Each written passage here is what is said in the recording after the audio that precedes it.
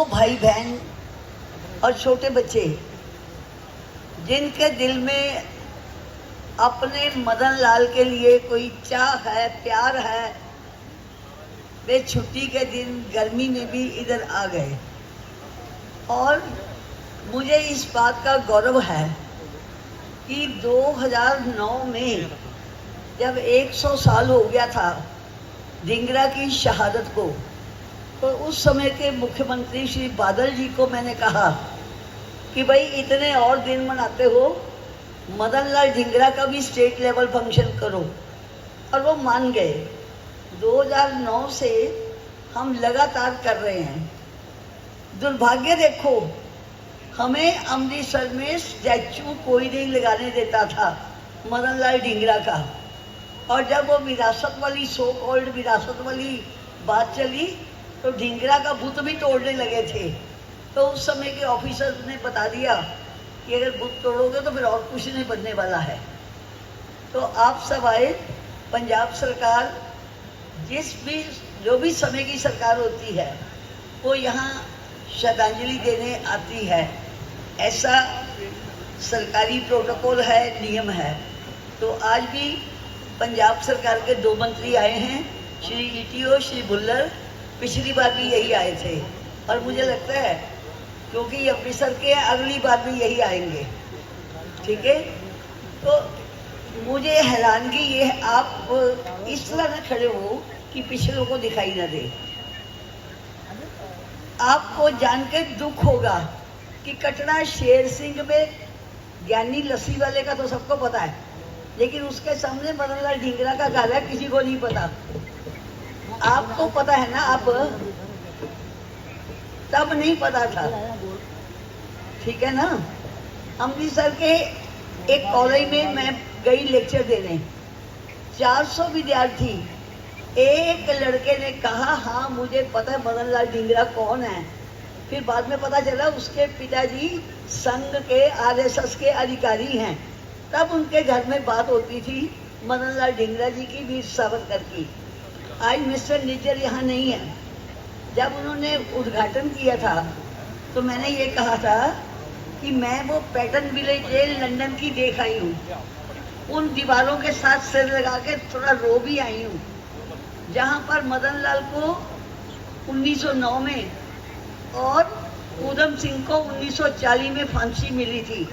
एक ही मिशन था, एक ही शहर से गए थे।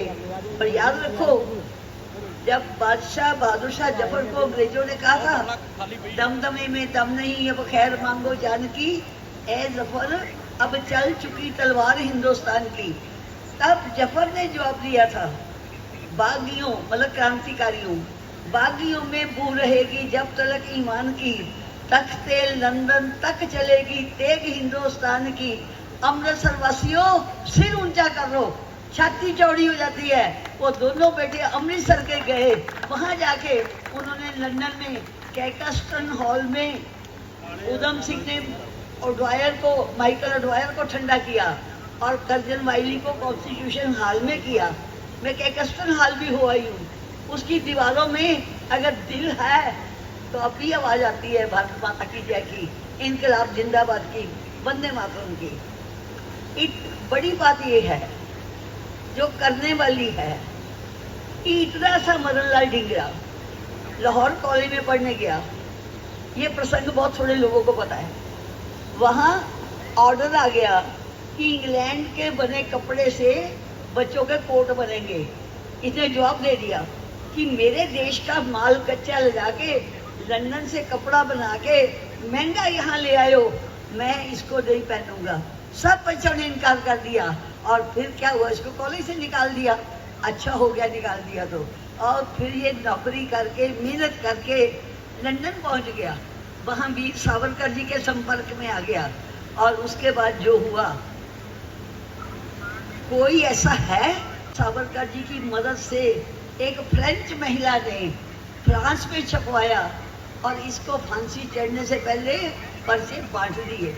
उसमें लिखा था मैं एक गरीब बेटा हूँ हिंदुस्तान का, मैं अपने खून के अलावा क्या दे सकता हूँ।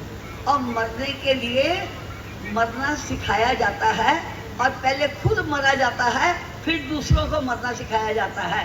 ये नहीं कि हम भाषण करके चले जाएं और लोग मरते रहें, ये नहीं हो सकता। फिर उन्होंने एक बात कही कि राम और कृष्ण का अपमान मेरी भारत माता का अपमान है। मैं एक हिंदू होने के नाते अपनी भारत माता का अपमान नहीं सह सकता।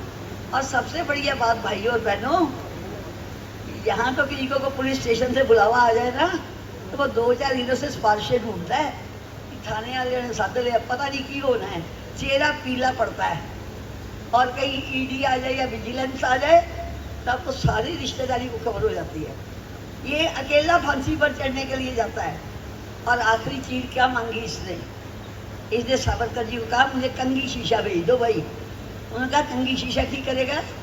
कहता है मैं कॉलेज का फैशनेबल स्टूडेंट प्रसिद्ध हूँ, तो मैं शीशे में देखना चाहता हूँ बाल बना के कि मैं जिस तरह कॉलेज जाता था ना, मेरे बालों का स्टाइल वही है ना, कोई कमी तो नहीं रह गई।